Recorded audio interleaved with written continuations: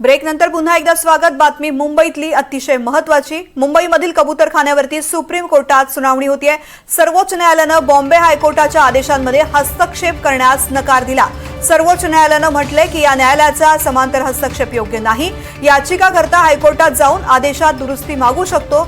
वास्तविकपणे हायकोर्टाने कबूतरांना दाणे देण्याच्या ठिकाणी संबंधित आदेशामध्ये नगर नियमांच्या आदेशाचा अवमान करत कबूतरांना दाणे देणाऱ्यांविरोधामध्ये गुन्हे दाखल करण्याचे निर्देश दिलेले होते।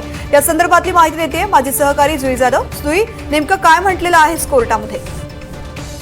आपण पाहतोय तृप्ती की गेल्या आठवड्यामध्ये मुंबई उच्च न्यायालयाने निकाल दिला होता, निर्णय दिला होता की स्थगिती त्यांनी कायम ठेवली होती कबूतरखान्यांमध्ये खाणं पिणं टाकण्यासाठी। मात्र या निर्णयाविरोधात काही जे पक्षप्रेमी आहे ते थेट सर्वोच्च न्यायालयात गेले होते। परंतु आता सर्वोच्च न्यायालयाने मुंबई उच्च न्यायालयाच्या निर्णयामध्ये हस्तक्षेप करणार नाही अशा सूचना ज्या आहेत त्या दिलेल्या आहेत।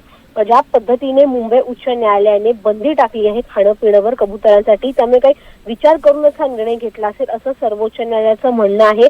त्यामुळे कुठे ना कुठेतरी हा एक मोठा फटका जे कबूतर प्रेमी पक्षीप्रेमी आहेत त्यांना मिळायला दिसतोय, कारण का थेट सर्वोच्च न्यायालयाने हस्तक्षेप करण्यास आता नकार दिला आहे। तृप्ती, जुई, धन्यवाद संपूर्ण माहिती करता। तर हस्तक्षेप करण्यास नकार दिलेला आहे। उलट हे बॉम्बे हायकोर्ट बंद आहे का, ही फक्त प्रसिद्धीची याचिका आहे का, असा सवाल सुद्धा उपस्थित केलेला आहे।